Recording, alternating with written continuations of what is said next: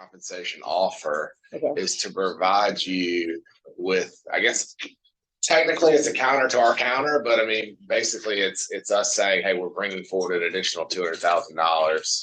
And this is how we are planning to utilize that $200,000, right?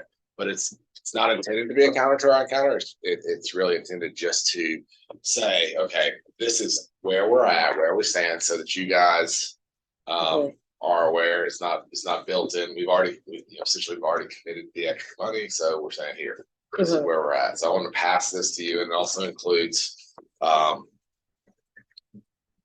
really the salary schedule, which is the same. I mean, basically, there's no change to the salary schedule that we had submitted before as a result of the extra $200,000 increase. Because it really doesn't, the extra $200,000 is in our proposal set to go to those teachers over 15 years. Where we had proposed $2,000 before, we're now proposing $2,200 for those individuals over. Okay, so I'll give this to you.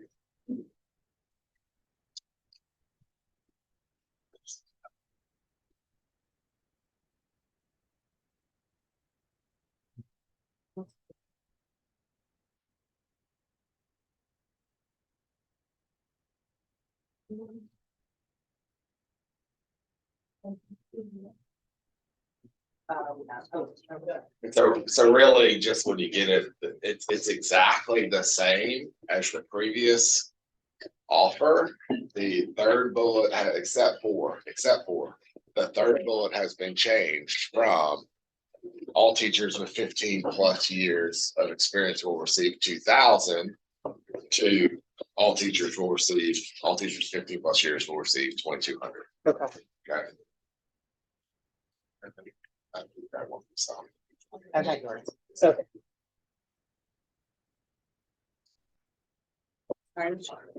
You need another one? I just need one because I gave you all of them. Thank you.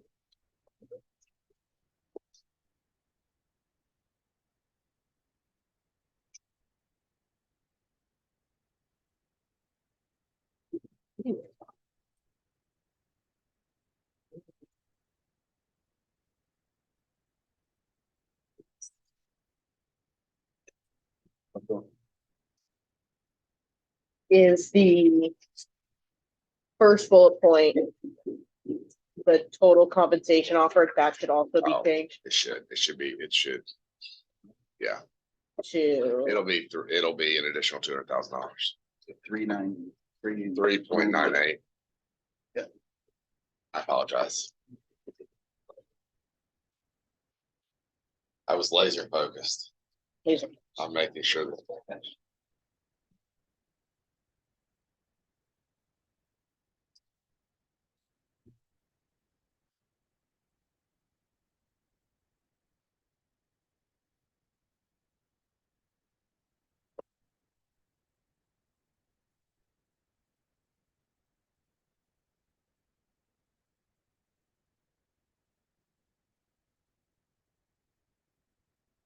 All right. questions?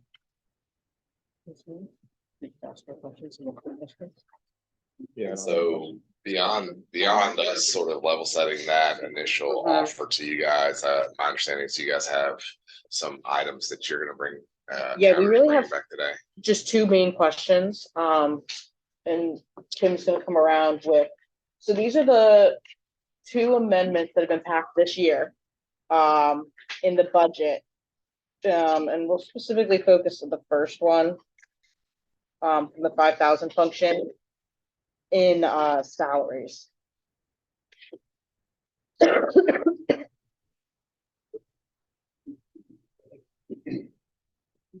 Well, one is budget amendment number 1, and the back is budget number 2. So they both are affected. So you want to explain what you're saying? So, right, one side should say from September 2023, 2024, and then the other side says October. Yeah. Okay, so we'll start on the September one. So the September one on the 5,000 level function, the 100 object, right, which is salaries, has that initial budget of 108 million, which is what I think we've all been kind of working off of when proposing our salary proposals and kind of understanding where we're at, which is now seeing a reduction of the 836,000. And then if you flip it over to the back, we see an additional reduction of 563,000 to just the salaries line item. Why? For what? Where is that money going? And if we're seeming to be so tight on salaries, why are we reducing the salary budget? Is like our overarching question, because that initial, essentially $1.4 million, couldn't that be then spent in salaries? And it is being spent in salaries, it's being moved to another function. Okay, how would we know that? 5,300, 100, there's an increase of $1 million. Wait, so where? 6,300, Uh-huh. 100, Okay, there's an increase of $1 million. And this is only one page of the budget amendment. of course, yeah, we'll put focus on the 5,000. For every in, there's an out. Okay, what about the other 400,000 that just moved somewhere else too? For every in, there's an out. It might be being moved from salaries to contracted services, where you see an increase of the $3 million. Okay, We talked about that a lot of times where, especially for our speech pathologists or other, we have a large number of interpreter where, positions where we're having to pay them salaries and use those to pay contractors because we're not able to find those individuals with those individual skill sets to hire us. So that does happen. And I think that, to our point, there are ins and outs. These budget amendments literally happen every single day. So, I mean, there's maybe hundreds of them that sort of roll up into the numbers that you see once a month at the. Okay, Right, so- and then, so to harbor on the same point then, while we're on it, the 500 function with the 3.7 reduction and then an additional 327,000. And we had talked, or when it was presented to the school board, right, that 500 function was made up of dozens upon dozens of categories within that, as Naomi was kind of speaking to. And so, and it was kind of under the impression from, at least our understanding from what had been said to us and to school board members, that it was really difficult to move that kind of money around or out of that category. I'm not following why it would be, what do you mean by difficult to move it? Well, because, right, is that 3.7 plus the additional 300. So as it's been explained, when we give the schools their budgets, we budgeted at the 5,000 function, 5,000 object. Yep. They then can move it wherever they need to, where they need to spend it. So they might be moving it from supplies, which is the 5,000, to capital outlay. They might be moving it to contracted services. And they can also be moving it out of the 5,000 function depending on where it is appropriate for the expenditure to be occurring. Who is they? The schools. The schools. So the schools moved $3.7 million out of their Possibly. possibly. There's 50 to 100 budget amendments done budget transfers done every day. And I would say 70% of them are initiated at the school level, probably. So But I couldn't tell you. So of the 18 million that kind of rolls over every year in that kind of 12 to 18-ish, that's at the school sites, 3.7 comes out for expenditures. Like it doesn't sit in there, it just moves out and then back in at different times. It's a budget amendment, so they're moving the budget from where it was allocated in the 5,000 function, 5,000 object to either another function and object or just another object. So if you see again, the 5,000 for every in, there's an out. So the 5,000 function, 300 object increased by $3.1 million. So chances are they didn't need it in the 500, they needed it in the 300. which is the 300, is that contracted services? Contracted services is in there, yes. Okay.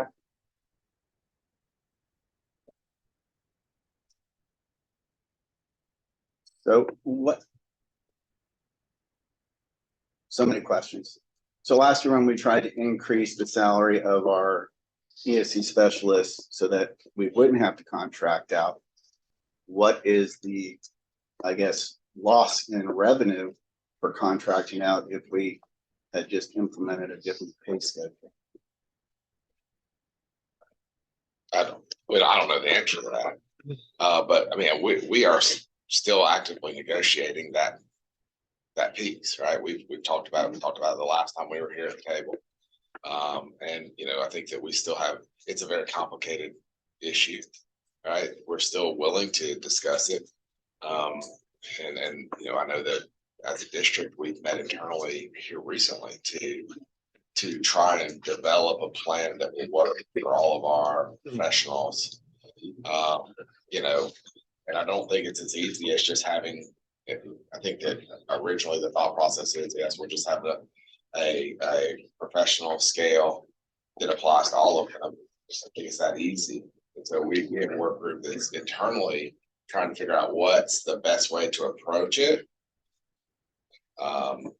You know, we don't have a solution at this point, but so accordingly, we've had to continue to pay contracted services. And I mean, I think that what ends up happening is when that happens, when they don't have an employee to spend that money on, they're having to transfer that money to another object so that they can spend it on contracted services. And so if it's an instructional 5,100, is that the ESC budget? You mean the ESC budget? Meaning monies that come in for ESC services to enhance what students receive. The IDA grant, federal IDA grant, Monies that are tied to students based off of their IEP. that's all part of the staffing and the income that comes into the school. That's all pulled together into the. So is it a part of that function? Part of it is yes.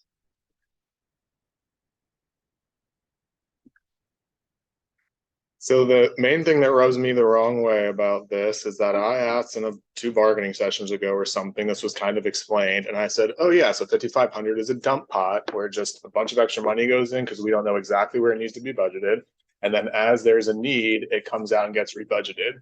The bargaining team's response, your response was total indignation. Oh my God, we would never do that. We know where to budget, blah, blah, blah. And now it's a dump pot is what we're saying, right? And the school, we just said the schools can move it all around. They may need to. And so when they move it to capital outlay or to some other hiring instructional services, is that happening year over year? And then is there a correction to the budget in future years that these schools overwhelmingly continuously transfer money out of 5,500 into these other things? But it's not the same every year. It varies from one year to the next. One year we may not have to hire a single contracted SLP because we have them all employed by us. Right. Yeah. So if we budgeted that and the next year we have 3 SLPs retired, we can't replace them and do a budget, we have to do a budget amendment. So there's no way to predict that from one year to the next. I disagree. There's no way to predict it. So you guys don't look at previous year staffing plans, previous years, and you look at none of that. There's no way to predict it. Ridiculous. You of course predict it based on past trends. And so how many SLPs did you have in the district last year? How many did you contract? You're telling me we don't look at that. We have no way to predict it. Or no? That's the difference of opinion. Well, I'm asking, do you use trends from the past year to predict what you're going to need in the following That year? we can, yes. We can. So it is predictable to some extent. Some extent, yes. Okay, so I thought it was unpredictable, but it actually is predictable. We use past year's trends to predict this year, and we should be looking at, well, 2 years ago to this year, are we increasing this? Are we decreasing this? Could be predicted in some capacity. We predict the best we can, but Sure. we cannot on everything. Okay, and so there is still a situation where this money can be transferred out at the school site, from what I'm hearing, to pretty much anything as the school site finds it's necessary. So you would restrict that principle. You can't spend the money on that. It's a base allocation that the school gets to do what they need to do to run their school. So it's outside of the salary good. aspect. When we allocate that 500 object, we don't know if they're gonna need to purchase smart boards. We don't know if they're gonna need to purchase contracted services. We give it to them in the 5,000. Because again, we're an office of 2 people with 50-something sites. I understand that, and so you're agreeing with me, and this is what's driving me nuts. So what you're saying, which is fine, is that we do not have the employee capacity of number of employees to get down to the granularity that is needed. So we give it all to them in 5,500, and they can reassign it if they need to hire personnel, if they need this or that. So we're agreeing that money gets dumped in there for them to move about. We're all, it sounds like we're on the same page. Salaries, We no. can't move. Right. It's, So- well, and why I was shaking my head before is because there are things, there are aspects of it that are restricted, and there's aspects of it that are unrestricted. And so, just like it was explained at the school board meeting, those when you make these adjustments to the budget, you know, that happen every single day, right? They're still falling within the categories of restricted or unrestricted. So it's not like we can just, to Kathy's point, just take money that was intended for smart boards and say, oh, we're gonna use this for salaries. It's not, it just doesn't. Right, but work if you that budgeted to the school sites and it's restricted to smart boards, it seems like you're predicting they're gonna need to buy smart boards. And if not, what are they gonna buy it with if it's so restricted? That's my question. There's this inconsistent from minute to minute here. So we're giving them all the money. They can move it around as they need, but not totally as they need, but maybe smart boards, and that's restricted. So do principals know all this? Like, I don't think we're saying, no one has said that the money for smart boards is restricted. I think you're misconstruing the information. You know, there are aspects of the budget that are restricted. There's aspects of the budget that are unrestricted. And so the restricted parts should have already been budgeted into their correct function or object and should not be transferred because they're restricted. So you would not assign a restricted budgeted item somewhere else and transfer the money out. So if there's stuff going in 5,500, they need to move that for a smart board, but there's money for that. Why It would? would need to be an allowable expense for that project. Correct. Mhm. That project could have multiple object codes that are permissible. And I think to the point, there was another point that was made, there are certain things that items that are restricted to that school because it's money that's sitting in an account, but it's earmarked specifically for that school because it may be that their AP funds or something along those lines that generated the money. And that is restricted, so they could restrict it to them. They can spend it as they need, but. So when we use the word restricted, you're not using statutory restricted. You're using I as a principal restrict, I as a district restrict. Is that what you're saying? Could be both. It could be both. Can we get a delineation between which is which? Because, you know, one is a decision, a choice by the district, the other is a requirement by state. And so if it's a choice by the district can choose to do different things. So that's where this just restricted doesn't apply. It's not really restricted. It's a choice. It's restricted not by state statute. It is a decision by the school board and the superintendent to restrict it in that way, or a principal to restrict it that way. Those are two separate things. So we have to stop talking in generalities and be more specific so that we can get a better understanding, because this idea of, you know, as it was explained, and when I showed it in a PowerPoint 2 years ago, yeah, I understand that there are things that are said, but we're still not being able to get a operational definition of what restricted is. And I think that's causing a lot of confusion. So I think his point is money that is assigned is not restricted. And it feels like the district's vernacular is everything's restricted. It's when a lot of the stuff is assigned, not restricted. And to us, having an assignment doesn't mean anything. It's a school board decision, unless it's restricted funds that are being assigned somewhere. So I don't know if that is It's been presented that way. Okay, so anytime you all say Categoricals are restricted by the state. And Yes, it's been so presented what makes up those categories. so anytime the bargaining team has said restricted, that does mean the statutory definition of restricted, and we will not find that it was just assigned unrestricted funds. Is that correct? You are correct, not necessarily. I agree that it's probably been intermingled. Okay, Because it's been viewed Yeah. by leadership that I hear what you're saying. Could the assigned be reevaluated? Yes. Could we tell the schools that we're not giving them the 1 year of carryover of operating? We certainly could, right. but that So- would be a so decision that would have to. I- Money that I schools agree. are given for furniture, pictures and equipment. My question is so I think I'm hearing that the board assigned the money to them maybe a year ago. It's rolled over and it's assigned, not restricted. So you could unassign that money and give it somewhere else. My question is, when you've talked about this previously, have you been using the word restricted in that instance when it's not restricted? It's assigned because restricted has a common definition which would apply here. And But I to can Scott's speak point, it's not for- statutory. I can speak for myself, Sure. that categorical restricted equals, yes, I hear what Yeah. you're saying. I can't speak for other people if they've been using assigned versus restricted correctly or not, or. Sure, but for you, we can look back and be confident when you say restricted, it's the statutory red book, it's restricted. You're not referring to it is the assigned funds. categoricals. Right, okay. And so for assigned funds, you would say assigned. This And is you also have to assigned. keep in mind that this past legislative session, the categorical has changed. Yeah, So yeah. there could be also mishmash in there that Yeah. textbooks have always been restricted. They've always been categoricals. Are they technically now? No. So. Yeah. There, I can give you that on some of the confusion there. Okay, for sure. so we're just trying to understand to his point, we almost only hear restricted when some of it we know is not really restricted, it's assigned. And maybe that was not you, that was previous people. This is just kind of, I don't think I've heard anyone say from that side, well, it's assigned, because we would just say unassign it. So maybe that's part of, you don't want to use that vocabulary, but that's part of the confusion. And I think part of the concern on our side is that when we talk about restricted, assigned, and what the difference is between those, when our conversations and, you know, that we've had with school board members, they haven't even seen the proposals. And so when it comes down to their priorities being in the proposals and stuff, and what's restricted, what's assigned, and what conversations are happening, there's, I don't know, there seems to be some confusion as to what conversations had happened and maybe what vernacular was used, because then that limits their decision making as the, I guess, the deciders on budget. So I don't know if. I would take issue with that. I would- believe would- it was, yeah. It's 100%. I would, and I'm not saying that that's untrue.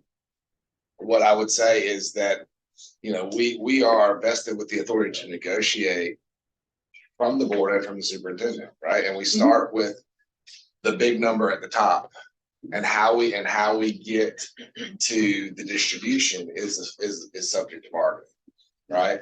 And so, sure, they may not know the individual proposals because they change, you know, as we go back and forth, they change, but the money at the top that we talked about, 3.98, I mean, that's the realm, and we talk Devil's about in the how we're going details, to though. approach. Sorry? So the devil's in the details, like what the details are matter Well, just as much as what the final product is. But would you, okay, so would you agree then? I mean, honestly, when we go back, every single time that we have a discussion, I can't run back to the board and say, Mother, may I, is this okay? I've got to be vested with the authority to negotiate on behalf of the board with the overall money. I have Right. concerns with that comment because $3.98 we've been at this million. table for years, and when we've done a proposal, we have to bring this back to board to go ahead and get their approval. There are, So okay, so you go back, when you speak in generalities, tell me one time when that's happened, okay?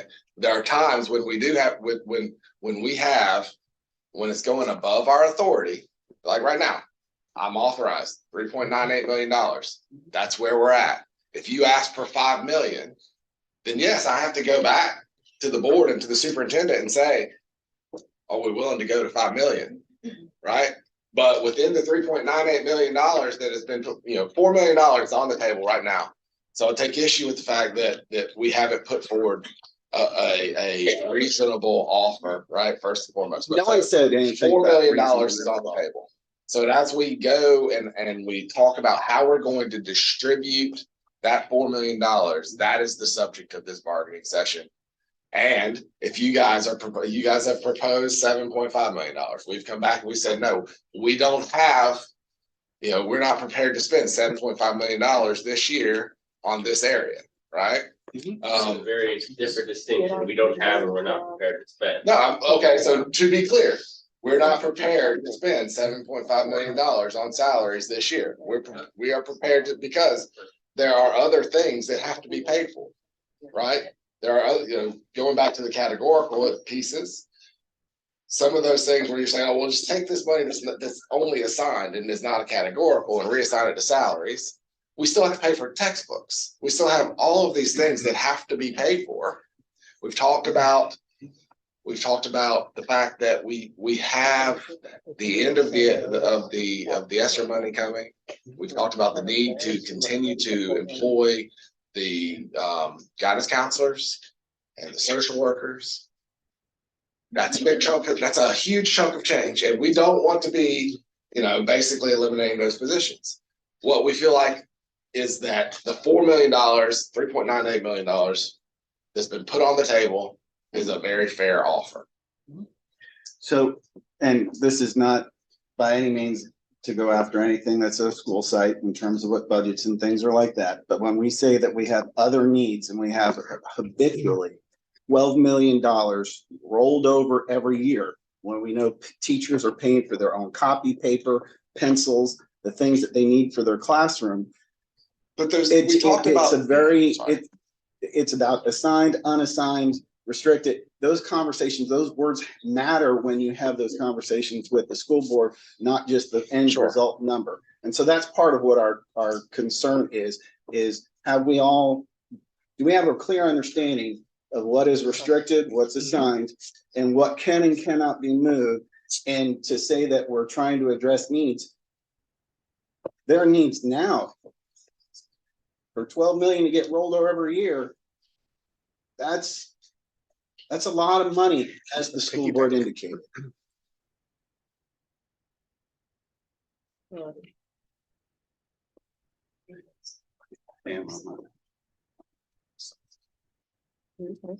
So going back to the conversation that we had at the board, right? And you're talking about the $12 million that's rolled over each year. We talked about this 2 weeks ago, 3 weeks ago, whatever it was at the board meeting, right? That the $11.8 million of that $12 million that you said is rolled over every year is restricted. We said it's clear as day. It's restricted. So the funds that those are being left over is restricted. Is anyone spending general funds and leaving in those restricted funds when they should be doing the reverse? The answer is yes, but you're welcome to answer it yourselves. Well, wait a minute, you said yes, so apparently you know the answer. I do. I'm wondering if you know the Yeah, you answer. tell me, give me an I have. example. Give me an example. Yeah. So You're asking us sure, to give I examples can. constantly. And to Naomi's point of, and I'll save this for next year for Kathy. Yeah, I presented this last year. Let's see, do I have it pulled up? I can give it to you after a caucus. It's not. Your material science that you've received in categoricals every year, I'll give you some rough numbers. So the state will give you 4.5 million and 5,500, which is for like textbooks, workbooks, that kind of stuff, right? You'll end up spending like 6 million, but roll over 2.5 in the categorical, which means you're supplanting that categorical with general funds. We brought this to your attention last year, and your team kind of held it together for a while until Kim Banks finally said it's so the unions don't know that money's for them. Okay. Other districts and other entities everywhere, you spend down the categorical, because one story that the district has is, well, when the sky falls, what are we going to do? We need extra money for this or that, whatever. Okay.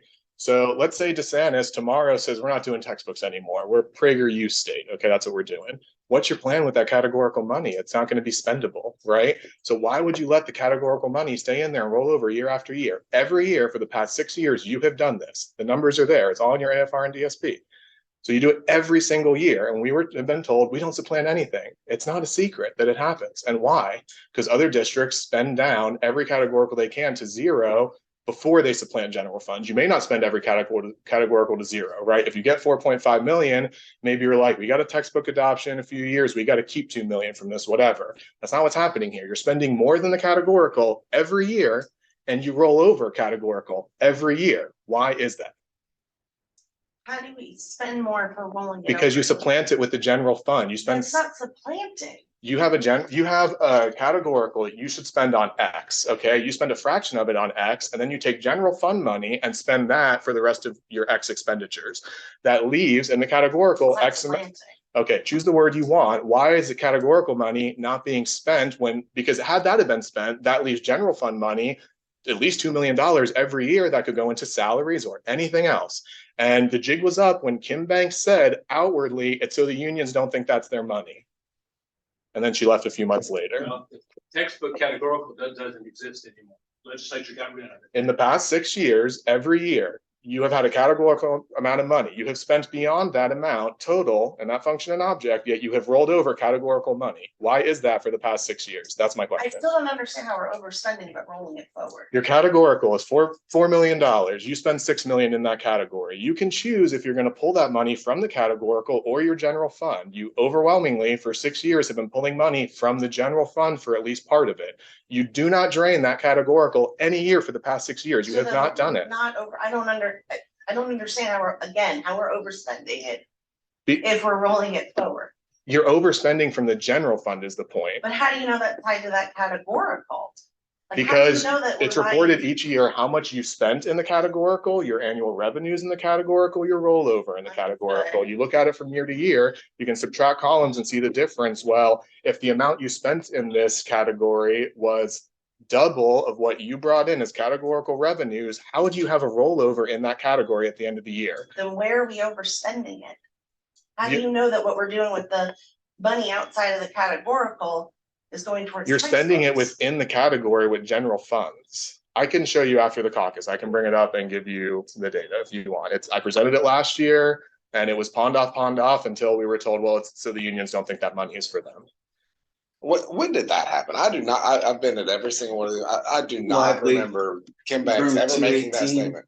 Say it again? Lively, room two Okay, can eighteen, you the show small me? room. I know you guys video everything. Can you show me on video where that occurred? 'Cause I would love to see that. I'm not looking back at the video. Oh, I don't believe They're that it's public. true. You're welcome I mean, to look it up. unfortunately, I think that Okay. you're trying to paint a narrative that, and no matter what, when we respond appropriately and we tell you what's happening, you know, that there are budget amendments that are occurring, that money, you know, we started, go back to the meeting the other day, we started at $28 million. The amendments happened. It's adjusted down to $21 million. Okay, but even on those amendments, spent they 8 didn't million. adjust down to 21. I tracked all 8 amendments from last year and the lowest the budget got for the 500 object was 22.9 million. It never went to 21.4. It's more than just that one function and object. How is it more than, if we're looking specifically at a 500 function or whatever it may be, right? And we're saying that the budget went to 21.4 was, I think, was the number that was brought up at the meeting. And then if you go through all of the budget amendments for last year, from the start of the fiscal year to the end, it ends at 22.9 million. This is from prior year, not current. I'd have to look at it to see it. I mean, that's the argument, is that you guys can speak in these generalizations and paint the picture that we are not, you know, whatever you want to paint. Whether either it's what we're not prioritizing the LCTA, which is not true, that we're hiding from the LCTA, which is not true. The fact of the matter is we've been completely transparent, and we've said we have a lot of things that we have to spend money on. We're set aside $3.98 million for the LCTA after we spent $7 million last year. And yet, if you go back in time, it's unprecedented what has been spent in the last 7 years on teacher raises. So we're not saying that I would actually say, yes, teachers deserve it, but we have to be able to operate within a budget to make sure that the kids are getting what they deserve as well. I'm glad that you mentioned that about unprecedented salaries over the last couple of years, because there was a best and brightest bonus program before we rallied at the Capitol and they started putting money into salary. So the salary is coming from a legislative directive based off of And we're not arguing into that. I understand that there's a legislative. The money component to it. isn't necessarily a choice, it's mandated. Okay, tell me this. How There many are cash additional monies, which are very Tell me this. appreciated. Where do we get our money? And Where do I'll we get let our you money? finish your sentence. Legislature, thank you. Talk on mine. So yes, there has been legislative priority that sends money to us, right? But we don't have cash registers in our classrooms. We get our money from taxes. We get our money from the legislature. So yes, a lot of the money that you know, 2.2 million of the money that we're putting forward is TISA money, right? But it's still money that's coming to us And it's through our revenue sources, right? So if we had the ability to go out and generate additional revenue to, like a private sector entity may, yeah, sure, it would be, I could understand your argument. Oh, you guys didn't make this decision to do this. It's all part of the same pot of money. So yes, we have prioritized to make sure that money comes to us. And to the point of like where there's this idea that we're saying money is being hidden, that's not just because they're clarifying questions that go below whatever is on the paper, because clearly whatever we brought up, there's additional details that aren't on these pieces of paper. Right? Well, And so when we ask these questions, it becomes defensive more than anything. well, Because it's money is sensitive. I get it, whatever you want to think about it. But the question is for us to have a picture of it, for the public to have a picture of public dollars. I think those questions are yeah, reasonable. I agree. questions. And that's why we have addressed. So why make it about us saying that you're hiding money? They're questions that just need to be answered. And I agree 100%. And in the spirit of transparency, we came and we did a presentation in front of the board. What was the date? It was less than a month ago. Couple Right? weeks Less ago. than a month ago, we did a presentation in front of the board. And we November explained 13th. exactly what happened, So specifically related to the information that you brought forward, because there was questions from the board, because you guys talked to the board, tell them your side of the story. So yes, Yeah, we but want our to be side able of the to. story is just based on the numbers that you guys have given us. But And you have so to- when the impression is given off that we're coming at them, lying to them, or I'm trying not to, giving you that impression. I'm saying, I think that I acknowledge that you're getting all of your information from the AFR, yeah, correct? The AFR doesn't give you an updated number based on what I understand, correct? exactly. Doesn't give you an updated number that says Right. that the amendment, because of the amendments, the amount went from 28 million to 21 million. Perfect. It doesn't. It I doesn't. agree. And then, I was like, cool, well, my thought process is, well, how would I have known that? Well, the amendments. So I went to the amendment. And then the numbers still didn't line up with what was then presented. And so that's where the overarching, I guess, frustration is because we're getting one number, and if that's the number and that's the number that it is somewhere written down, this is the number. How would we have known that without getting to that point? Because all your public documents say something different. You're also not always comparing apples to apples. The AFR is expenditures as of June 30th. Yeah, With a fund balance as of June 30th. When we go into the next year and budget, we're budgeting based on the anticipated new revenues. I guess- I'm so for this. But okay, the other So- thing is this, when you talk about us being defensive, this is not us being defensive because we feel offended by you saying that we're hiding money. What you're seeing is us. We've explained this time and time and time again. And every time we explain it, there's a left turn or a right turn on your part to say, no, it's this or that. When you say, oh, no, this money wasn't 21.4, it was 22. Well, in this, that's $600,000 difference, right?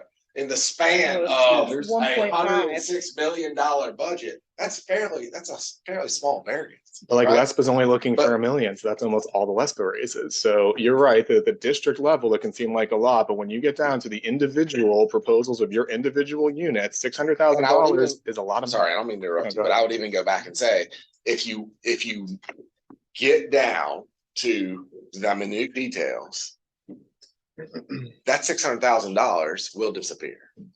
Because they're basing their numbers on actuals. Right? When you talk about all of the amendments that have been made, they base it on all the actual numbers. That have come through amendments every single day on their spreadsheets. And so I think it's an unfair depiction that the district is not valuing it. $4 million is a pretty daggum good offer compared to years past. And yes, it does include legislative money, right? But $4 million is what we have on the table. And we can continue to argue. And ultimately, I've said this before. If you want, if we can't agree then there is a resolution. We'll go to impasse and a special master will look at the books and we'll make the determination. So Kathy, I did find 1 year of numbers if I could give them to you and if you could look them up. So it's a 2021 school year. And so I'm just going to read off a handful of numbers. So the total budget for 5,500 was, Back to 2021. it's just because it's the only thing I have right now with the full data. I could probably get the rest this week, but this pattern is the same. It's just one number I only have for this year. So you budgeted about 18 million at 17,952. And your AFR spent about 7 million. It was 2.7 million. All right. So we have been, What? 7.9. sorry, about eight, I'll round to make it easy. About 18 million is what you budgeted in the 2021 year with LCS, 5,500. Okay, then the AFR, 500. yeah, the budget for materials and supplies object in 5,500. So you're looking at just 5,500, not 5,000. That's correct. So it's just under 18 million was budgeted. And then the AFR showed 2.7 million of expenditures. We've talked about how it's a big difference. I'm not getting into that right now. So your categorical revenue for 5,500 material supplies object that year was 2.5 million. Okay. Your categorical expended that year was $569,000. You're not following anything you're talking about. What the categoricals are reported in a completely different area on the AFR. Yeah, I pulled it all together. How do you So know what- it's 5,500? Because it tells you, I can give you the page I'm pulling this from the AFRs, but in any case, the total material supplies object 5,500 total expended in that year was around 5 million. Only 500,000 was from that categorical. The other money was general funds. Yeah, And I have this for every year. I just haven't. it really, calculated revenue. from my perspective, looks like you guys, and the small group of folks that have focused on this are more focused on proving your point that we're not budgeting the way that you think we should budget than really looking what's on the table. When we say that we're offering $2,200 to every teacher who's been here more than 15 years, and that closes the gap that we've looked at for the last couple of years between, there was the complaints in years past with TISA was that it focused on the new teachers, it focused on setting the baseline salary, right? What we're doing is trying to fix that and assign a graduated scale, right? Based on how many years that people have been here. And, those individuals that have been here 15 or more years are going to get $2,200. That's it. That's a big amount of money. And it graduates starting at 5, right? The bottom line is we've made a fair offer, and it really seems like you're more vested in arguing about the way that we budget and the possibility that we could move funds that are dedicated, that we've got assigned. Yes, they're at least assigned to other places, to support education in this county, right? That we should move it to really to now take the $7.5 million, right? So and last year we spent $7.3 million, an unprecedented year. But this year we should do the exact same thing and take it from these places where this money is really needed. I just want to say that it's easy to have that attitude when your first few words, it's a small group of you people. We're not ahead of the bargaining unit. It's not a small group of people. Well, when the body the people says that I'm referring to- 2,200, that's not enough. So I know in your argument here, that's all great. To It's clarify. just when you go out and I'd like to ask clarify. people, right? It's not your entire unit that is making the allegation that we're mismanaging the money. It is a small group of people that are looking at the AFRs. It's a union that represents all those saying- people. It's a small group of people at the top that are looking at the AFRs and not understanding or not looking at the full big picture. Okay. And we've, You're describing what collective bargaining is. So yes, we are doing that. and we have a responsibility to explain exactly how the money has been budgeted. And we've done that. We've done that a month ago at the board meeting. We've done that last year at a board meeting, and it has not changed. And I get what you're saying. You'd like it to be absolutely crystal clear and transparent, but it's $106 million budget. And there's, we have reporting that goes to DOE that's why you have the AFR. We don't set up the AFRs. We report to the DOE, lobby the DOE if you want to get an updated amount, for the transparency of every single line item on the budget. But we are in compliance with the reporting requirements of the DOE as it relates to this stuff. In addition, we have addressed this on numerous occasions, and we're not saying there's absolutely no money. I'm not saying that. We're saying that We can't have it, we don't want to. no, there are things that we have to spend money on, right? And So $4 the million $5 million of in the the money that we're emergency spending fund is on being teacher spent on raises. something. We have That a- 12 million rolled over every year is being spent on something. The The $12 monies are million being is spent on restricted. something. We Right, talked about those are all being, Clearly. but they're choices. They are choices. Those no are choice. not. We talked about this specifically at the board meeting a month ago. The 12, We've been I think it's bargaining since 11.8. May. To be clear, the And it took 11.8. till November. To be clear, the 11.8 that you're saying that we're rolling over are in restricted categories. Because you put them there. Cannot, yeah, and so I don't know, I mean, It's okay. is it, so are we going to get anywhere at this table? Or is it just gonna be a constant right turn, left turn? Whenever we're presenting you with the information on how things are budgeted? Or are you gonna look at it and say, we recognize So- that we're offering you $2,200 per teacher who have been here 15 years or greater? Okay, But so they don't last wait, 5 wait. years in the district, so They do. We're all educators over on this side, majority. and and you have lots of them on your side. And as we ask our educators that if a student doesn't understand something and is asking a question, that you try to find a different way of approaching it. Stop. Okay. I know that you're not from education, and I understand that. Okay. It's not, But we I ask. understand the concept.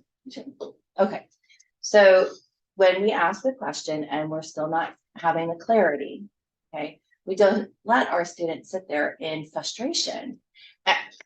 We don't let our students sit there in frustration. We don't let our students sit there and fail. We try to explain it in different ways. So we're not, I know it's frustrating. I understand there's 2 people in the finance department. I understand, but we have questions.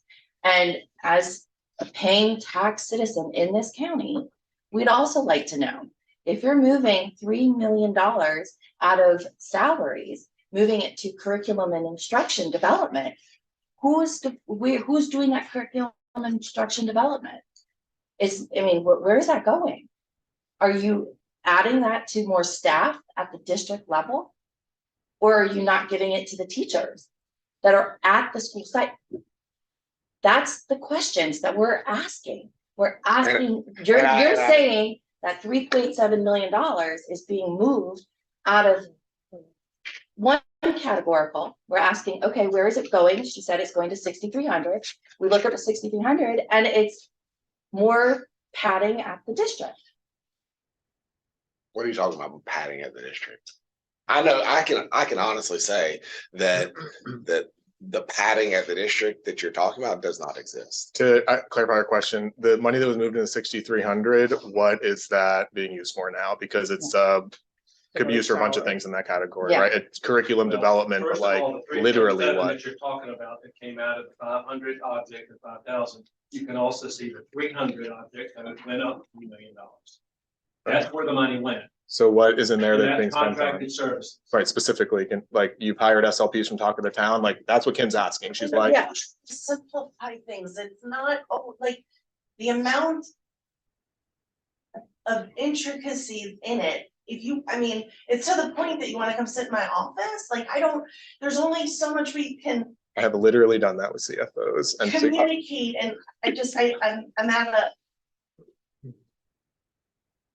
Yeah, I get so what she's saying is there are hundreds of these things that happen, and so you want to know about every one of these. Why are we making the decision to move this particular transaction to this area? And so in order to do that, I mean, when you look at how many times that happens in the course of a month, because say we were to set up a meeting where we could actually talk to you about that, right? how many of those transactions are occurring? I mean, literally, there are I think hundreds a day. hundreds a And it day. depends So on how the many, day. 30 days in a month? Actually, okay, 20 working days in a month. 100 per day. Do you think that you'd like to sit down and go over, review every one of those transactions? To your point, that 3,000, we've asked about 2, and getting into the Well, granularity, no, those two that I you're have- asking about are those 3,000. They're so, The yeah, number right, accumulated. so 2, and now we've broken down to still one sub question. I asked directly, oh, so is this hiring, like, talk to the town people? He said, yes. I think maybe there's a little more to that. We're just having a quick conversation, but it seems like maybe the question's been answered now. So we went from 3,000 to what, 3 small questions that were answered, and we're like, okay, that's what you're spending it on. So the depiction is inaccurate that we're trying to get 3,000 small transactions in, but $3-4 million is a lot. I know to you, it doesn't seem like a lot operating the district. This is a public employer. You have to be able to explain to Let me people where be millions of clear. dollars are going, even if it's just a simple explanation or it's complicated. People want to know. Okay, That's what the I job is. understand. So I'm not trying to misconstrue or depict it in any way. I'm just saying that in order to get to the level of granularity that you're requesting, really, what it require is it's not a $3.7 million transaction. That $3.7 million transaction is hundreds of transactions. It's $3,000, And so we would $1,000 have to literally transactions. sit here and go through every one of those transactions. No, you don't. You're and saying about the that. validity of Well, that's what No. I'm hearing you say. And I'm telling you, wanna no, know that's about not the what we're validity. saying. What we're saying is for 4 million, if you could say, well, 2 to 3 million of it, we had to hire all these SLP, whatever. That is a huge, it's like, okay, that's most of it. I don't know, split up around the schools. But when we can't even get that on one $4 million question, it just is a little like, why can't we get that? So you continue to want to depict it after you just say, I don't mean to depict it, but let me depict it again as 3,000 transactions. No, we are not asking for that. I've now said it for the 3rd time. We reduced those 3,000 transactions to 3 questions, which have mostly been satisfactorily answered on that item. So stop saying we want to sit down for 3,000 transactions. No one has said that. Do you agree with that? So what is the threshold that you want to discuss? Because the 3,000 transactions is what comprises this. All right, I think we're going to take a caucus at this point. What do you think? Yep. Let's take a caucus. Yep.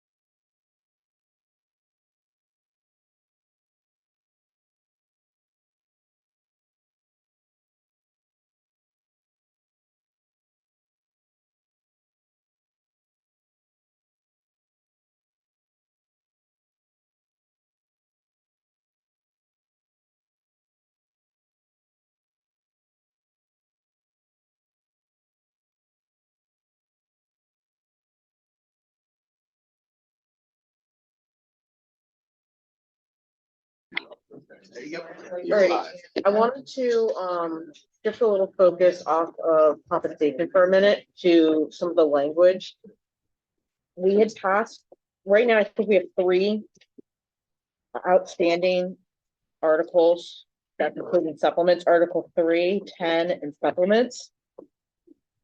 We're ready to TA Article 3. And I think Article 10 is in your court. And then supplements, we had passed some information about adding a few line item supplements the last time. And I didn't know if there was an opportunity to discuss what that was gonna look like, or We're not prepared to respond to the additional supplements at this point in time. okay, As it relates to 10, the items that you had put forward. The items at issue that you had put forward from our proposal on, is it July? So July 18th. Yeah, and I think our last proposal was 10:30. That's what I'm looking at. Yeah, Okay, I'm looking at the 10:30 proposal that you brought forward. okay, You know, so there's a lot in there that we've already agreed to. I Yeah. think the ones that at issue were language that you were not accepting from our counter.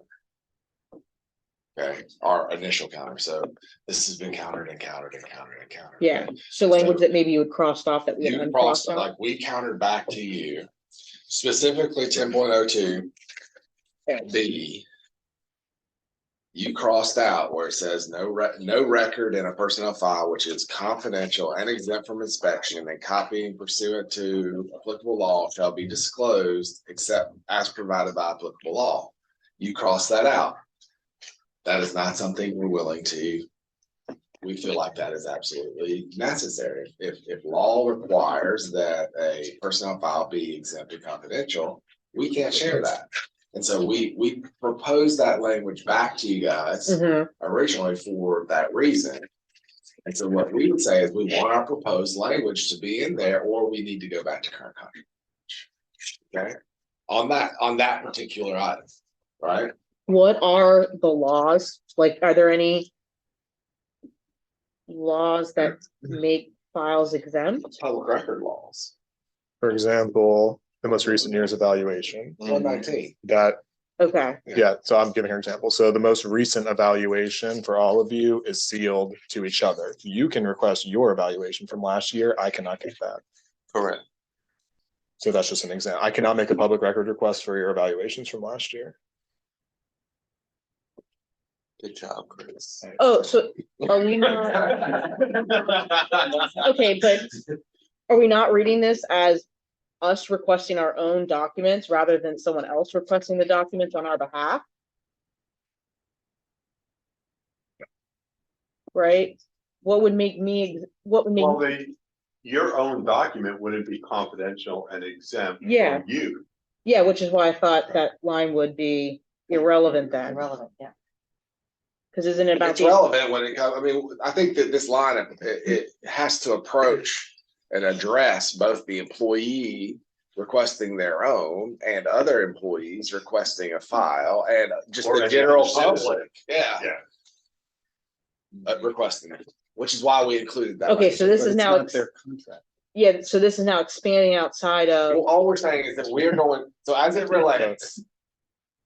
But it may not be their contract, but if a contract with you says that we're not gonna, follow.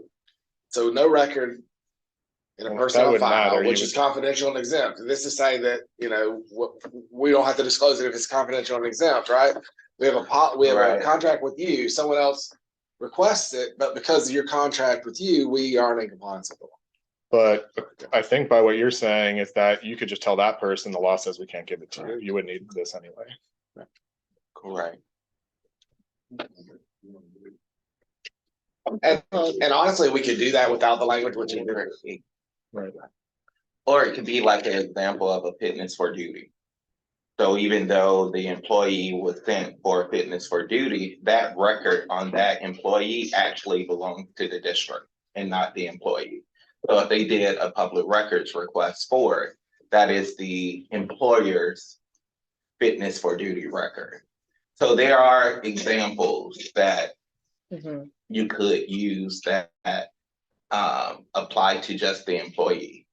So if a fitness for duty that does not result in discipline or anything else can't be accessed, can a fitness for duty that leads to discipline be accessed by the employee? It depends on the situation.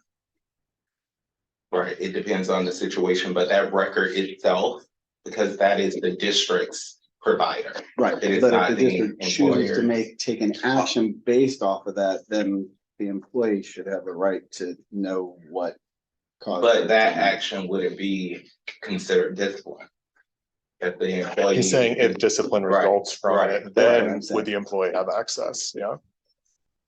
For the grievance process, they would have to have access to all information to rebut.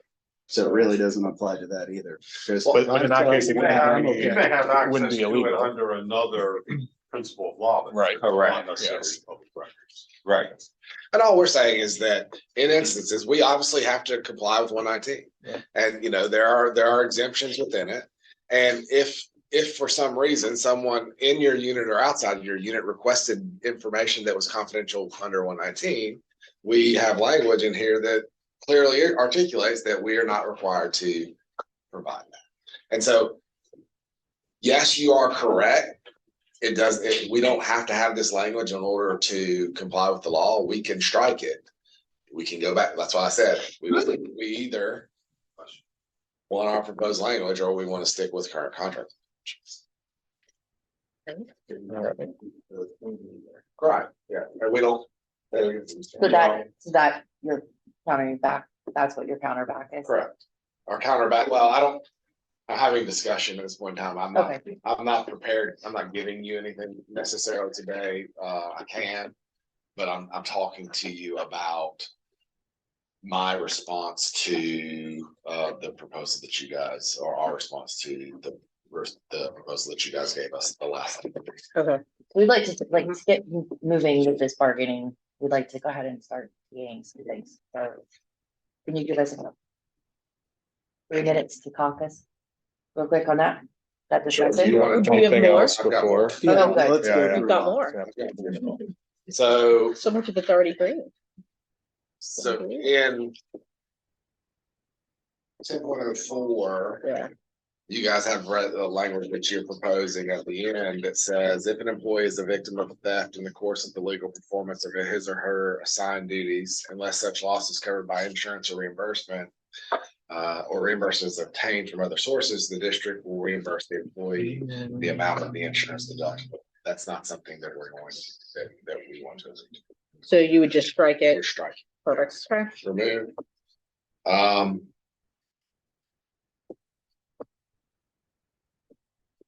I did not see the zero tolerance piece, so I need to talk with the group about that piece.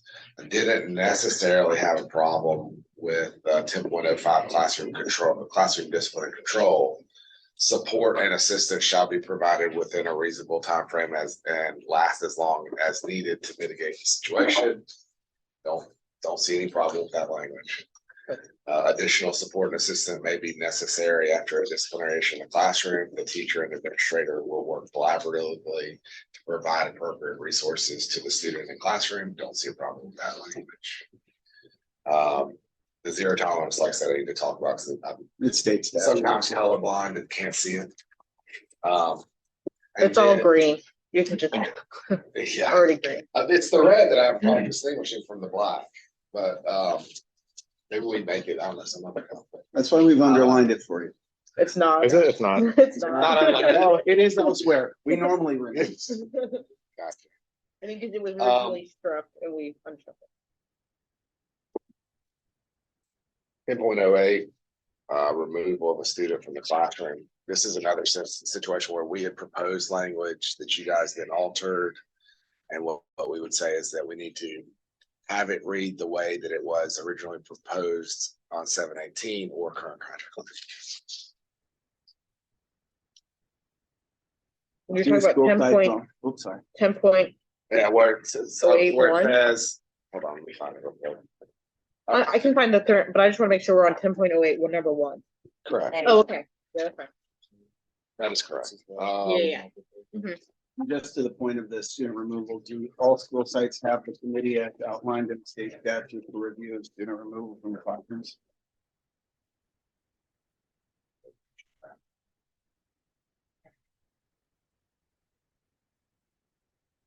When we talk, that's what we talk about after. I think that's it. So what we're talking about, we had proposed language that said a contact list shall be provided to employees at the beginning of the school year and updated as needed. And, once again, I mean, we don't want to load this contract up with minutia that is just going to, what you guys have said, you guys, and I understand you want accountability measures, right? But we cannot load this contract up with accountability measures over and over and over and over and over to the point where we're adding additional responsibilities to the principals. They've already got a million different things to do and a million different accountability measures that they're already doing. So one more is not something that we're interested in. We are clearly in agreement that, contact lists shall be provided to the employees at the beginning of the year. We just don't need, the accountability measure of, the list will be provided within 5 days. Because what happens is it sits, does the world in. Yeah, and I think the main purpose is functionality, and so. I mean, what is as needed, right? And it would be when an incident happens and the wrong person is contacted or they don't know who to contact, we would end up in a grievance saying, well, why did this happen? So maybe that'll never happen, right? Because that's the question, is what is as needed, right? We proposed 5 days, but maybe meaning everyone already knows. I think it's as needed, meaning a contact list will be provided and then it'll be updated. And when it's updated, that would trigger the as needed. So if a change happens, we would provide a new list. Well, that's the hope. It's just what they're saying is they regularly don't have an updated list. That was the only reason. And so they felt a need to apply pressure to the site level to get those lists. That's all. And then, so that's the response to 10. We can obviously come back and do what you said. We'll talk this for 2 or 3 minutes. How about 4 minutes? 4 minutes. Oh, 4. I like it. 4 minutes. We're not, I think we do need to, do you guys have a response to the language that was pushed forward on the language aspects that were pushed forward on Appendix B from last time? We will after our caucus. Okay. Well, maybe, as we go forward, if as we talk about the language, we can also talk about the additional supplemental.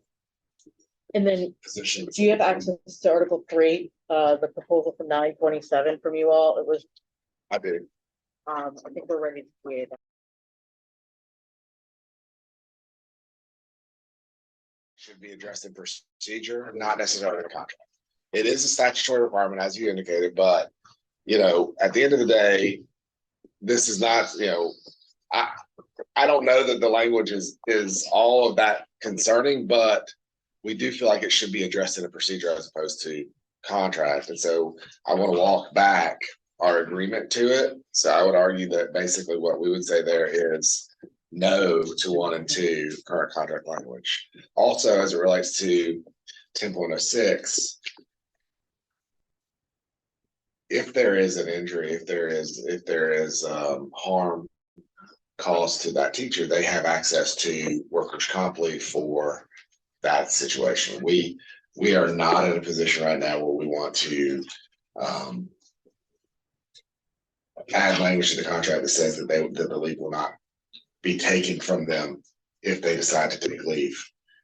Primarily because we don't have any way to regulate that. There's no accountability measures around it. We don't want to be in the business of trying to determine when it's appropriate, when it's not. So if they're injured, then they can obviously. What's required to get workman's comp?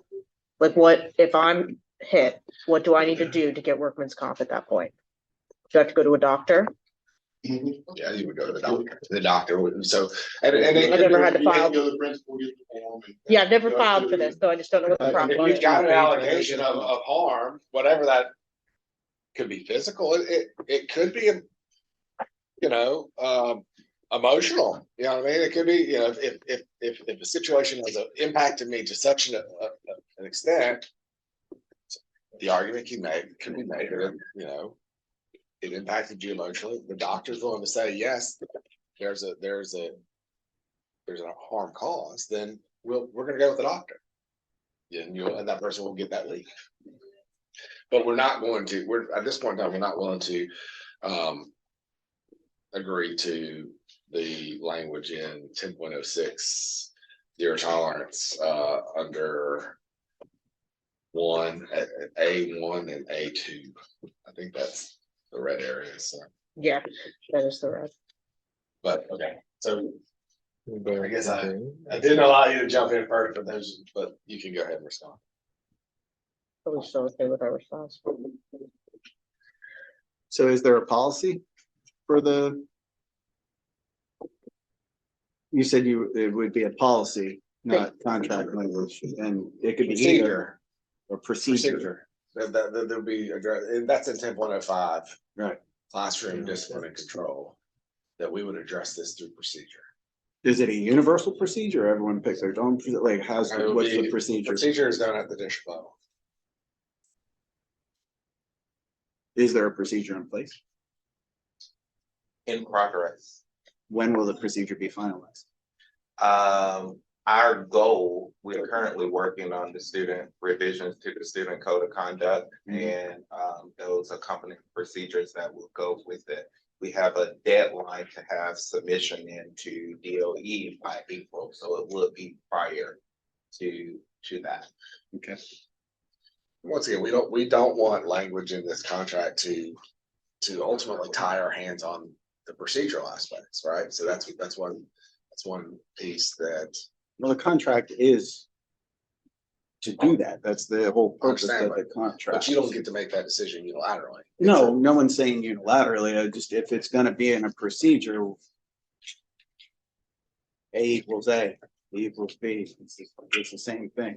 So I'm just, so we could do something now, but we're going to wait until April when it's due, and that means. Does 1 and 2 potentially contradict, or are they like super different than what the procedure may be? Or we just don't want them in the contract, therefore. I believe the issue is that if you believe principals will not follow this necessarily, and it will result in a bunch of grievances. That's the main reason to keep something in a procedure, not the contract, is you believe a bunch of grievances will come. That's just my perspective if I were a district. So I don't know if that's the reason or you want to say it is, but yeah, why put it in procedure over the contract? That's the only reason I know of to do that. So is there any refutation of that?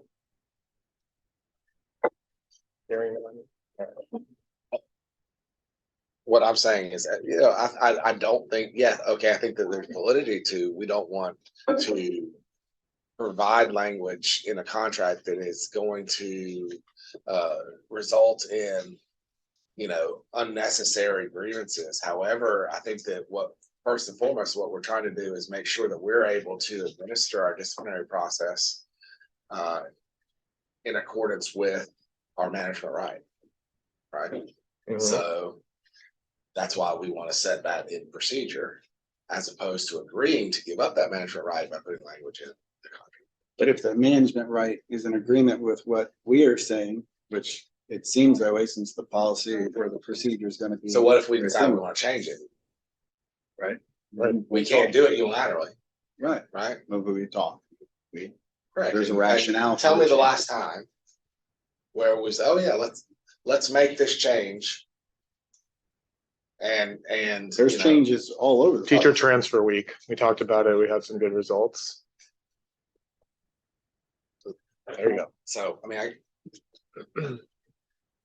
at this point in time, like I said, it's not one of those things that we're willing to agree to language.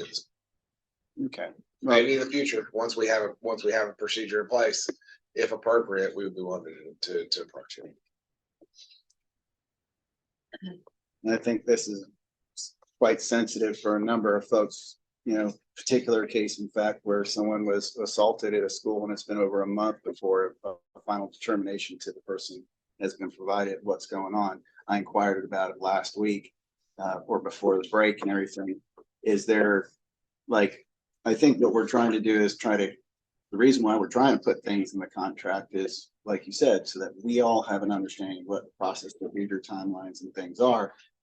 I think it's reasonable that people, especially when they have been assaulted or verbally abused in some way, shape, or form, have some guidelines to go by to make sure that there's accountability on that. We hear you, disagree, and it just seems that every time there's something that we know from talking to our bargaining unit, not a small group of people, that is of concern to them, and we bring it forward to come up with a collaborative way to address it, it seems the unilateral choices is what is desired from the district standpoint. It's not trying to burden anyone in any way, shape, or form. It's just, people aren't gonna go look for a I'll do the procedure. same thing that you just did. People are not gonna Look go at all looking the for it. green in this, where we have agreed to language that you have pushed forward. And there are things that we have disagreed on, and this is one of those things, you know? So, I mean, I don't want to have a conflict over. It's just one of those things that, you know, we feel like this is an area that is within our rights to go. How will that information be shared out? It's done publicly through the board meetings. Well, I mean, And I'm a also classroom district teacher. I barely have enough time to have a lunch. Oh, wow. So, or use the restroom. So when am I receiving the procedure and how would that work? Just so that we know how to communicate that.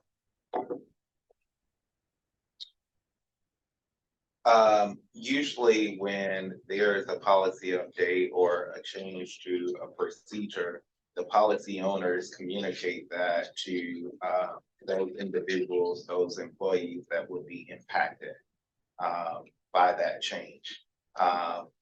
Every Tuesday night or Wednesday morning following the board meeting, the policy revisions are emailed out. Also, the site administrators receive updates at their monthly meetings about the policy revisions as well, that I know the majority of them take those back and share with their school community.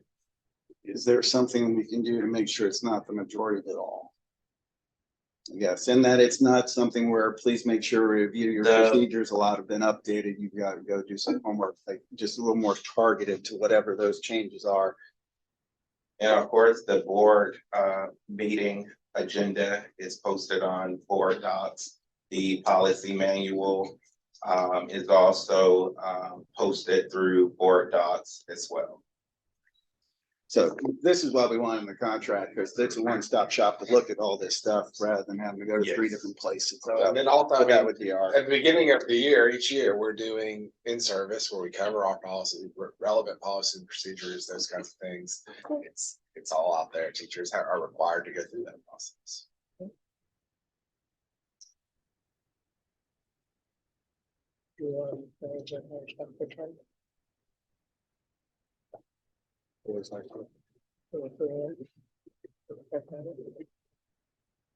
Yeah. Okay. All right, so we'll start up at the top at 10.02, 102. right? That was the first one. You have copies of this, my friends, for our side.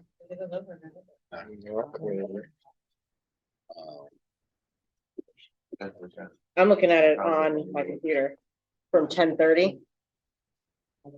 Hold on just a second, sorry. I just want to make sure that.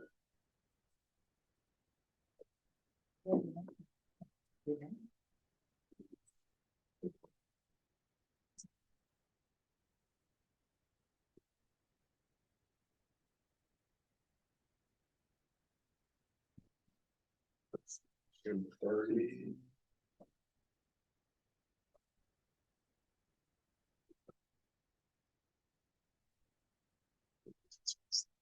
That's the notes. We were just gonna agree. Okay, all I'm trying to do is make sure that, because they don't have the language in front of them right up front here. I Okay. want to make sure that they've got the language from 10:30, so you're able to look. Right, so right now it'll read, employees may review and copy the materials in their personnel file under conditions necessary to provide for its integrity and safekeeping. The employee may be charged the authorized district charge for copying such materials. No record in a personnel file which is confidential and exempt from inspection and copying pursuant to applicable law shall be disclosed except as provided by applicable law. You think there'd be like a shorter way to say that, but employees will be granted access to their personnel files within 3 business days of their written request. Okay. So you're basically saying you accept the language that we proposed and then the additional language that was added to it. Yes. Okay. And then we've agreed to the strike through on 10.04. If an employee is a victim of theft in the course, so on and so forth. Alright.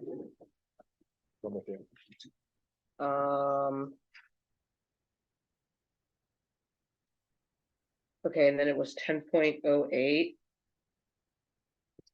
Was the next one. And then. I'm pulling back to your other proposal. Hold on. Okay. 10.08 said a contact list shall be provided to employees at the beginning of each school year and updated as needed. That was your language provided on 7/18. Right. We are agreeing to this with one additional, and updated as needed, comma, and sent out electronically. Okay.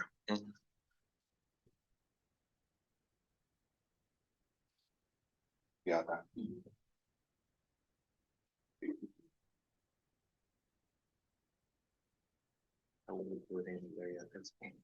Yeah.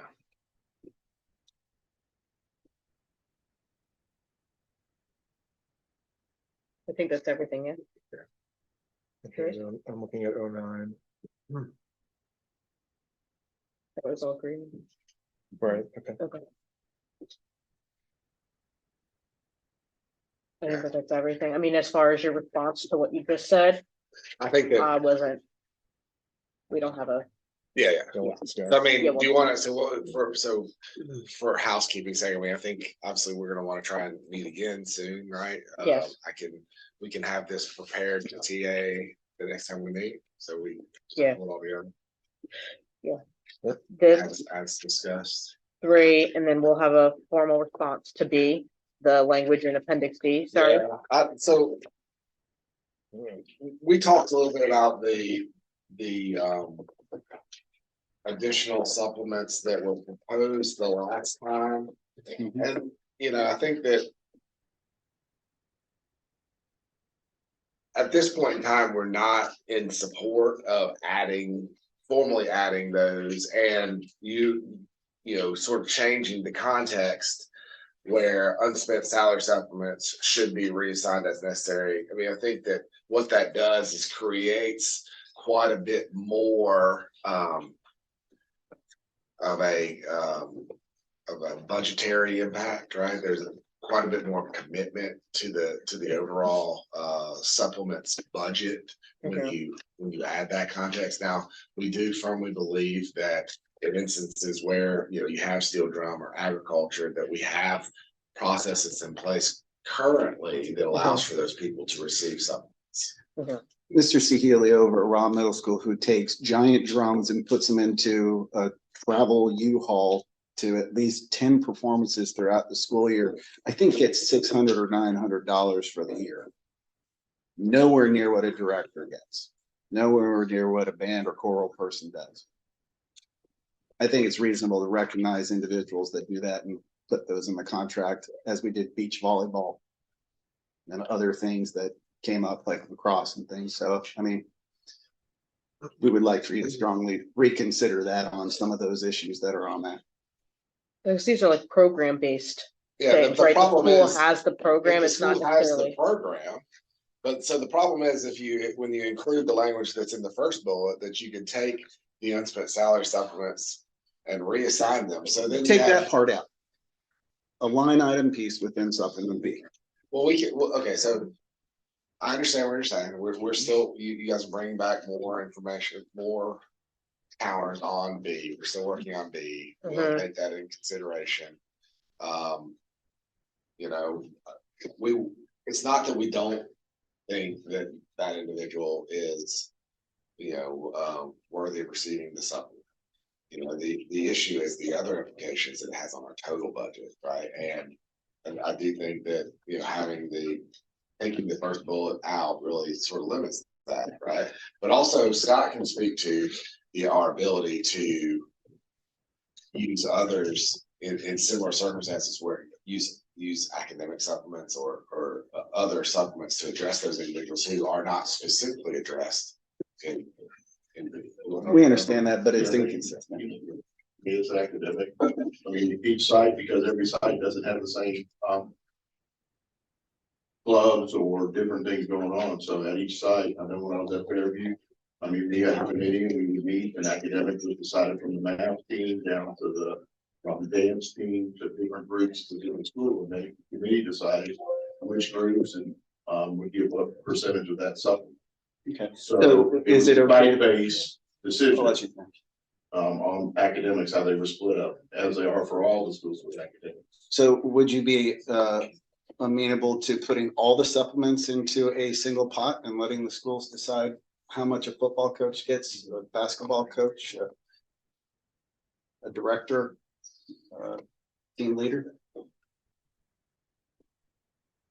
Under contract, right now, I would think it would be best to leave on the sport separate because they are by FHSA and by what we do at the schools are a different group. I mean, everybody. Those So are. sports are special. Well, no, it's just that they are recognized in the high school level as being FHSA and the school staff does. All the clubs are important. They're supposed to be working for school students. Right, and the idea that because of the budgetary implication that it could be about, I think, what, maybe 3 supplements that are a part of what our primary conversation is about, that would just be too much. I have a clarifying question about that. I think what Brett was, the budgetary impact is about reassigning the unspent money more than the few positions they're trying to add, I think. Is that correct? That is correct, but I think that Yeah. the additional, I think that it becomes problematic when you add the additional and then you will really want to utilize the additional to be able to add to the total, right? So like, and I think the problem with being able to, you know, to put them all in pod and let the site-based decision-making team decide what supplement everyone gets, well, then all of a sudden, everyone, you know, probably in that circumstance, what everyone says is everyone gets the same. Well, it's not the same amount of work, being the, you know, being the band director or being the head football coach or being, you know, some of these other high athletic director, whatever it may be, high supplement percentages. The reason why they were given those high supplement percentages because of the level of contribution that is associated with it, right? So we don't want it to just become, you know, everyone gets the same when it's not the same amount of works. Well, if it was bargained, there are some people that would say it was the people at the table that made them high because they were bargaining for themselves possibly. It's been said in the past. So what they are is not factually based off of the workload, which what we asked to do an analysis of how much work each individual needed to do to complete the task and then come up with a ratio to apply to each one of those supplements that would make them more fair in terms of what the workload was. We would really like to continue down that discussion and see what that may look like in the future. Yeah, I mean, that's okay. I mean, I think that, you know, we do not want to make drastic changes to the supplement process, right? Because there's a limited amount of funds, right? And obviously, you know, we're in very heavy negotiations around compensation in general, right? So, you know, we're open to having discussions that address the fairness of that process, right? But, you know, for us, you know, I think that adding all of these additional supplements and then having the ability to then just say, okay, now we're going to take them, everyone gets them, and we can take them and reassigning them really has an impact on our budget. That part's clear. I think we can still have a conversation about the other part. And I think that, I mean, we can still have a conversation on this item in general, where you guys are bringing back, you know, counter to our proposal from last time. We can have more conversations about this and hopefully we can land in a place that's amenable to both sides. All right, we have a compensation proposal to pass across.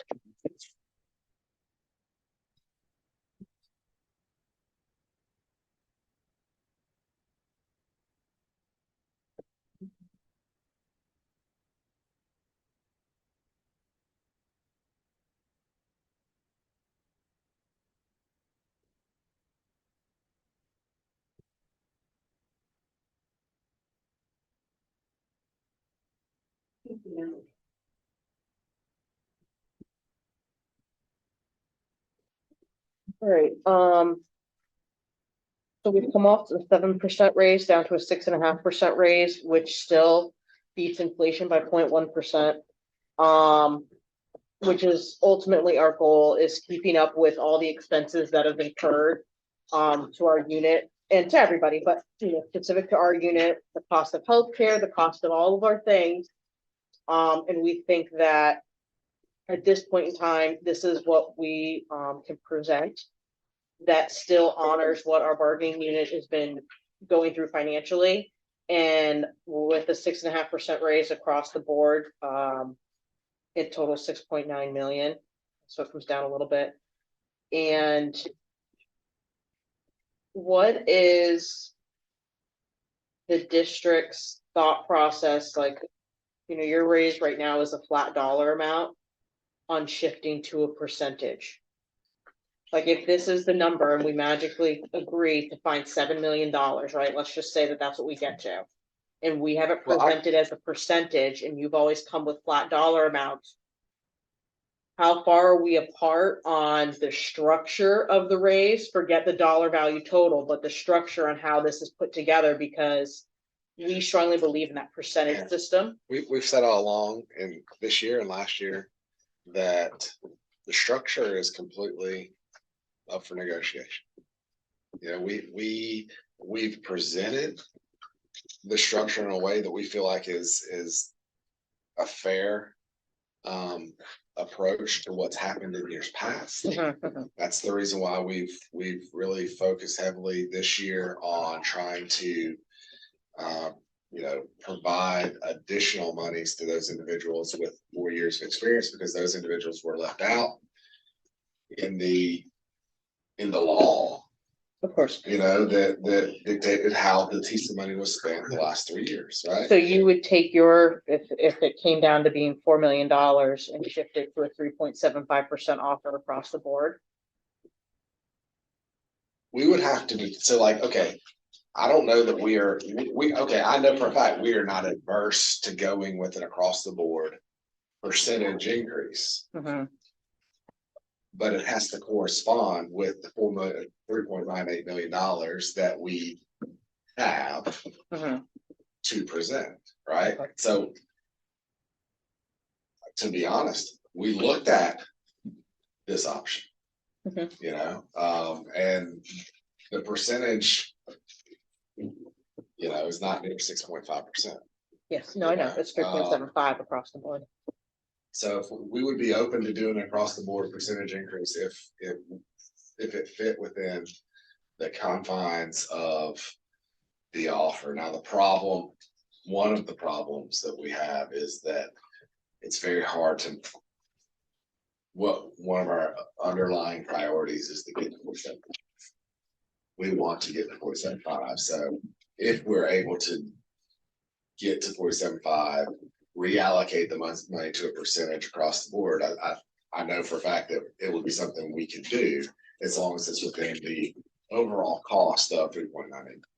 Well, kind of like our proposal here is there's a flat for year 0. It's a flat number, and then it's a percentage for everybody else, right? Get them to that number. So it'd be a flat of $500 for year 0, and then a percentage, but the percentage would have to take them over at least 47.5 as a whole.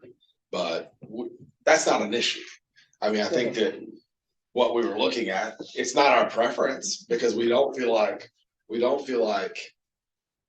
it's been even. I won't say fair, but even over the last 3 years. That's why we were giving more to those teachers that have been around long. Okay. So, but we can, I can tell you right now, $6.9 million is not going to go. It's not, can't do it. But we can look at, model out what it would look like to, and if you're saying it's 3.57%. It's not that I don't believe you, but I mean, we can model that out and determine what it is that we feel like the percentage actually is that will get us to $4 million roughly, but it's 3.98. And the structure is not the issue. That's what I wanted to figure, right? Because we're presenting two differently structured raises that if we're so far apart, forget it on the total number. Yeah. But even on the structure of the raise, then it's gonna be, I think structure is not an issue, and it really never has been. As long as we are able to fit it within, the total number. okay. So can we agree? Okay, so what I'll do then, I'm telling you right now, this number is not gonna work. If you're, We accept all and any offer. okay, just understand that I'm willing to come back and restructure, but our number is 3.98 million. Right? So if there's no movement off 3.98, the district is willing to solve for impasse. Yes.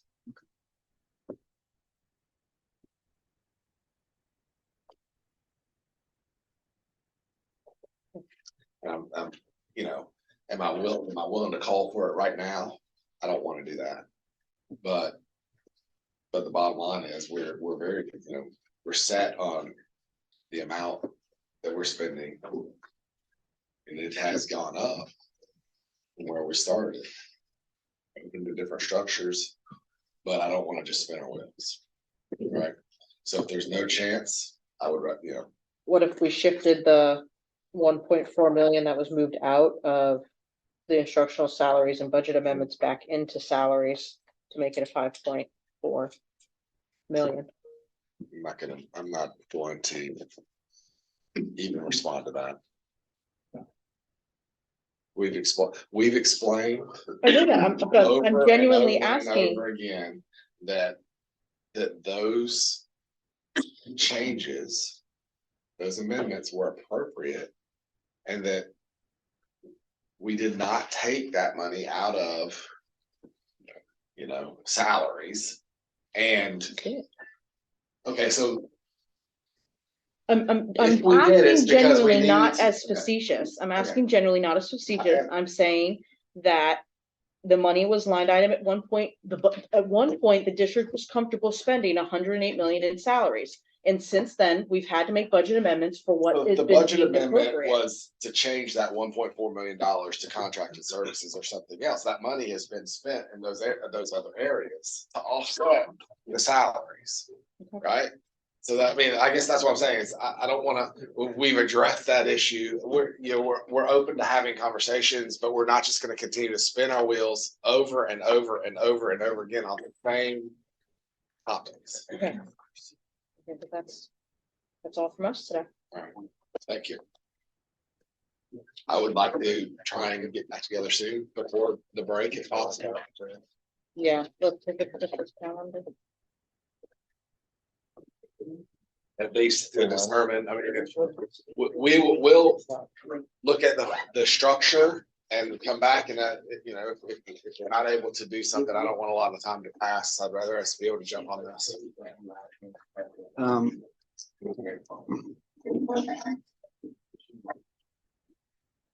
And just in closing, just as steadfast as the superintendent is on his hard number, we're steadfast, it's not enough. And so that conversation does need to be had, and if it's not, then I think we already know where we are.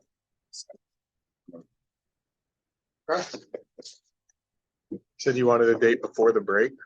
Well, I guess the question is this, Because you've drawn lines in the sands, and so that's where we are. we've not drawn lines in the sand. I think what we've made an offer and we've said this is what we have to spend $4 million. And that's what we have to offer. Okay. When is school out here? It has to be done before the. Yeah, I think the We have to 20th. do it before the 15th. 20th is the first. I could do the 14th, 3:30. 14th. Or have to leave at 5. 3:30. I have to leave at 5. I can do whenever earlier, but. We want to say 3. We can do 14th. I don't have an issue with doing the 14th at 3:30 at 3 o'clock right now. I can confirm that with you. I'll put it as tentative, so I don't block anything All right, else out. And then can we get, Super board. temp duty for our people? Can Say it again. we get Yeah, temp duty yes. for our people? That won't be. All right, thank you.